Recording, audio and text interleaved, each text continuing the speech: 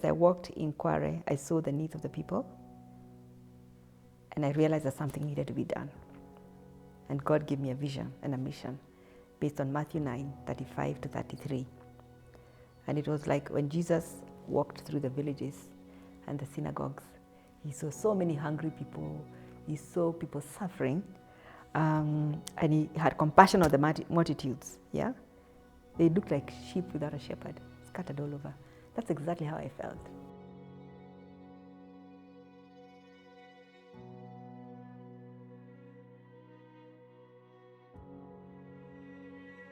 And I remember one time, I took a number of them.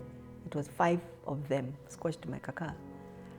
I took them to Cambry, and then I was there like the whole day with them. One of them was expecting. But as we were driving there, they started sharing with me how they got infected.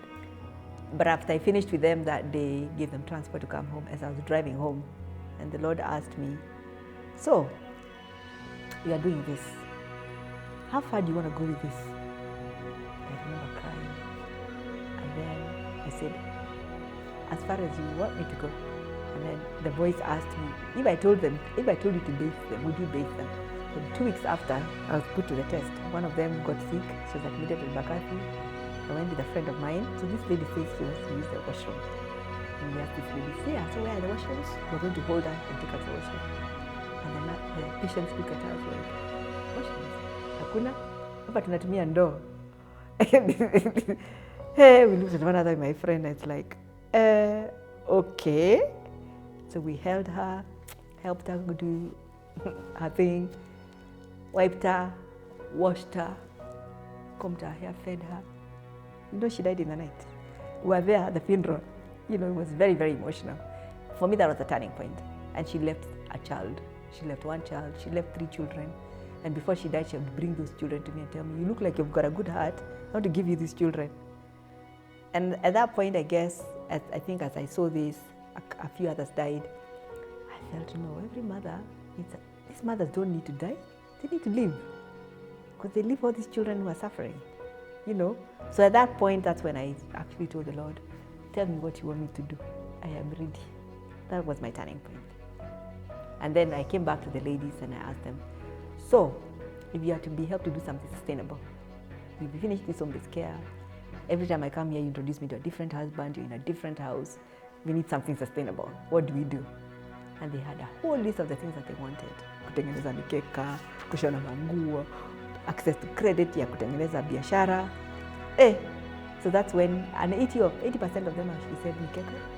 So that's when we leased the building down where we began. And I went and spoke to my husband and said, these mamas, they want a place to be trained mikekas. What shocked me was when I walked in there and found activity. I found women weaving carpets.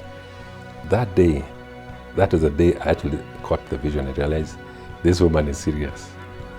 And I said, I'm going to now dedicate myself to supporting this.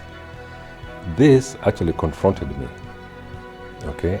And my humanity was confronted by this experience. What I didn't understand was the connections back into the community and how that all worked, And on the surface of it, you wouldn't see it. You just see a simple office, a few employees, and just a few people working. You wouldn't see that. But it's only later that I learned that there was home-based care, that there were groups organized within the kijijis who were providing psychosocial support, which is very important, a very important response to HIV/AIDS, psychosocial support. And that is what I didn't see, but what I immediately understood as being important. And that has remained to me the key focus of Beacon of Hope. The mission in itself, it's centered on the beneficiary. That whoever joins Beacon, it will not be about themselves. They are, I would say, what they want, but mostly how can they serve? Because as you serve, then it will come back to you, because it's like what you're planting into the world. What you're giving is what you're planting. And also that they will not forget that God will not forget their labor. It is the culture of the organization. But the people who work here are so highly dedicated, very knowledgeable and highly dedicated. Yeah? And they would go over and above, the call of duty. For example, the teacher who I said I was in the class the whole day, you'd find that children would come in, they haven't been bathed. What would a normal reaction be? Send them home. No, here the reaction is bath the child. Then also having a good board has also really, really helped. It's one thing that I really, really appreciate. I use what I call the 5 C's, okay? The first, and it's in recruitment, the first is to ask, does the person have a calling towards this work we're talking about? 2, do they have the competency, the skills, yeah? Because if they don't have the skills, then they cannot bring in anything. 3, do they have the character?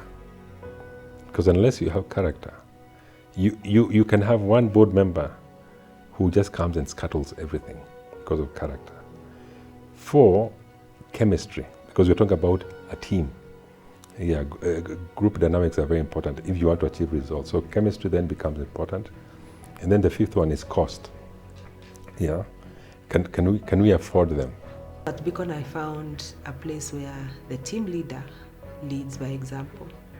If we've said we are going to give the ladies all the food, or we are asking for sugar for the ladies, it's not for the staff, it's for the families.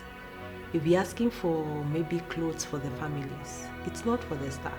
There's a time we went to Serena and we got their bad bed sheets. No, bad bed sheets, they're top notch when now they come to the community level. So it was the way you say staff, getting staff to know that you can't take this. These were picked on behalf of them. So you had to sign, who are you taking to? And much later we'll be able to check and find out, did you actually take it there? I always remember one lady called Erimo. I always remember her saying how she doesn't like these handouts. She just, as long as the day she's well, she just wants to be given 5 carpets because she would get 500 shillings per carpet. So I really liked that. Nobody wants to be poor. People want to be provided with economic opportunities and dignity. Everybody wants dignity. Only this thing you see in this room are made here. Are not made by people from outside. It is our young people. It is our young women and old women, our young men. They have such a skill. If not for Beacon Hope to be here, all these things cannot be here. We're also doing home-based care. We're teaching them business enterprise at the same time. It was a good package. They were very empowered. And I look at some of the people and I just shake my head, because now they have transformed, in those 12 years, yeah. They are now professionals who can stand on their own and who they have a big story to tell. We used to give them certificates. And because of all the certificates and all the things that we were training them in, that became, they now had something in their hand. With that certificate, they could go and look for work. Most people now in Nairobi knew that we were training professional weavers. So with that certificate, to date, it becomes, they have a way of income. Every graduation we did here, I normally tell them, when you go, don't forget to come and support this institution. When you go, even if you cannot come back, kneel down and call God for the help of this institution. The vision is not mine anymore. It's spread out. I have a team who believe in the vision. I see beacon centers in other counties. Devolution creates a very interesting opportunity. People should come and do their benchmarking visits here and see, because in this place is almost a model of a very ideal community response. All communities need health centers, they need schools, they need to be thinking about their youth. You need to be really deliberately thinking about the youth, which is what we're doing here. Beacon is a learning organization in the sense that we learn from others, and there's no selfishness in giving information to other organizations. So it's always we are giving, and also someone else is adding to our knowledge as well. Beacon imegusa moyo wangu to know in Kenya, najua Kenya ni ya watu corrupt, lakini Kenya kuna mbegu ambayo inaweza saidia Wakenya.